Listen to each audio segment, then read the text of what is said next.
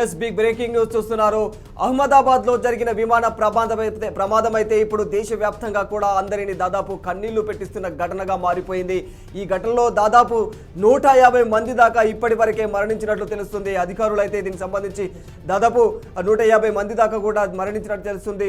అయితే ఈ వ్యవహారంలో కూడా చాలా మంది ఇంకా గాయాల పాలయ్యారు. దాదాపు 242 మంది ఇందులో ప్రయాణం చేశారు. అయితే ఇదే క్రమంలో కూడా విజయ్ రూపానీ కూడా ఏదైతే గుజరాత్ మాజీ సీఎం ఉన్నారో ఆయన విజయ్ రూపానీ కూడా ఇందులో ఈ ప్రమాదంలో ఆయన మరణించినట్లుగా అయితే తెలుస్తుంది. కానీ దీనిపైన అయితే పూర్తిగా అధికారికంగా అయితే ఇంకా ఎవరు కూడా అంటే దీన్ని ప్రకటించలేరు అధికారులు అయితే. కాకపోతే ఆయన ఖచ్చితంగా మరణించినట్లు వార్తలు అయితే వస్తూ ఉన్నాయి.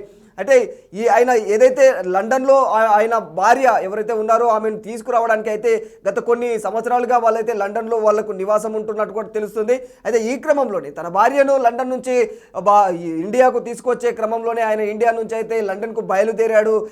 ఏదైతే ఎయిర్ ఇండియా విమానం ఉందో 787 అనే బోర్డింగ్ విమానము, ఈ విమానంలో ఆయన ఇండియా నుంచి లండన్కు బయలుదేరాడు. ఈ క్రమంలోనే ఉన్నట్టుండే ఆ ఫ్లైట్ ఒక్కసారిగా గాల్లోకి ఎగిరిన 5 నిమిషాలు కూడా గడవక ముందే అదైతే నేల రాలిపోవడం అయితే అందరినీ ఆశ్చర్యానికి గురిచేసింది.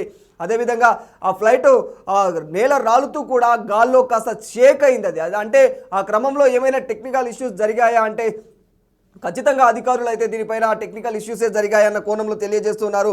ఇక విజయ్ రూపానీ ఆయన వచ్చేసి అయితే ఆయన 1956లో జన్మించారు. ఆయన ఇంకా భారతదేశంలో కీలకమైన రాజకీయ నేతగా కూడా ఆయన అంటే గుజరాత్ రాష్ట్రానికి ఆయన ఒక సీఎంగా కూడా వ్యవహరించారు. ఆ గుజరాత్ రాష్ట్రానికి 16వ ముఖ్యమంత్రిగా అయితే ఆయన విధులు కూడా నిర్వహించారు. అతను రాజ్కోట్లోని అంటే వెస్టర్న్కు అంటే ప్రాతినిధ్యం కూడా వహిస్తూ గుజరాత్ విధానసభకు అయితే ఆయన సభ్యునిగా ఉన్నారు. ఆయన భారతీయ జనతా పార్టీలో ఒక సభ్యుడు.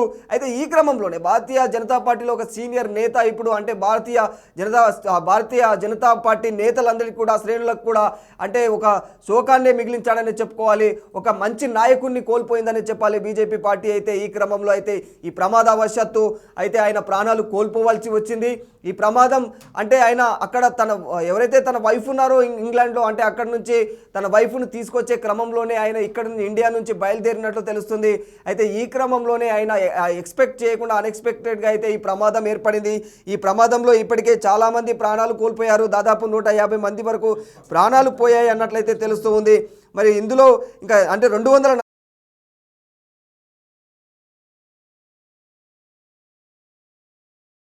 చనిపోయినట్టుగా కూడా అధికారులు ఇంకా తెలియజేస్తూ ఉన్నారు. ఇంకా దీనికి సంబంధించి ఒక్కొక్కటిగా అప్డేట్స్ బయటకు వస్తున్నాయి. నిమిషం ఒక అప్డేట్ బయటకు వస్తుంది.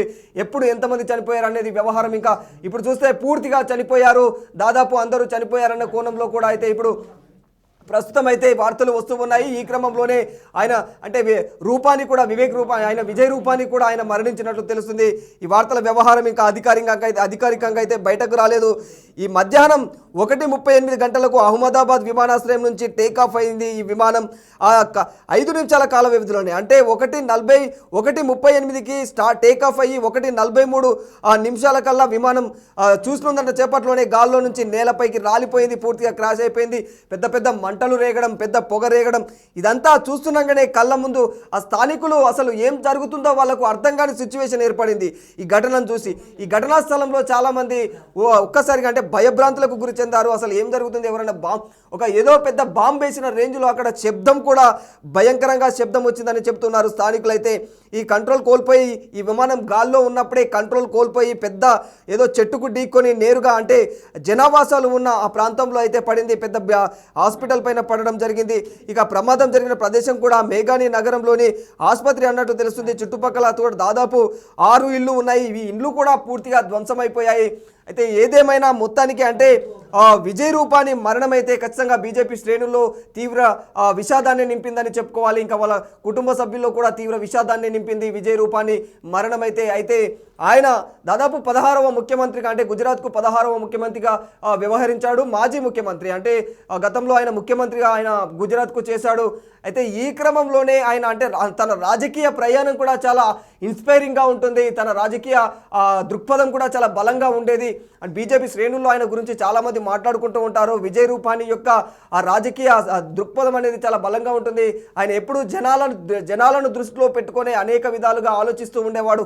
జనాలకు న్యాయం జరిగేలా ఆయన చాలా రకాలైనటువంటి పనులు, పథకాలు కావచ్చు, లేకపోతే పరిశ్రమల అభివృద్ధి కావచ్చు, ఇట్లా రకరకాలుగా ఆయన అనేక రకాలుగా అయితే ఆయన వంతుగా జనాలకు ఎలా ఉపయోగపడాలో అలా ఉపయోగపడాడు బ్రతుకున్న అన్ని రోజులు. కానీ ఇప్పుడు అన్ఎక్స్పెక్టెడ్గా అయితే ఏదైతే ఎయిర్ ఇండియా విమానం ఎక్కిందో, ఏ విమానం ఎక్కిన తర్వాత తాను ఇంకా కానరాని లోకాలకు వెళ్ళిపోతానన్న కాన్సెప్ట్, అంటే అది ఆయనకు తెలియదు వాస్తవానికి, అంటే తెలియకుండానే ఈ ఘటన జరిగిపోయింది.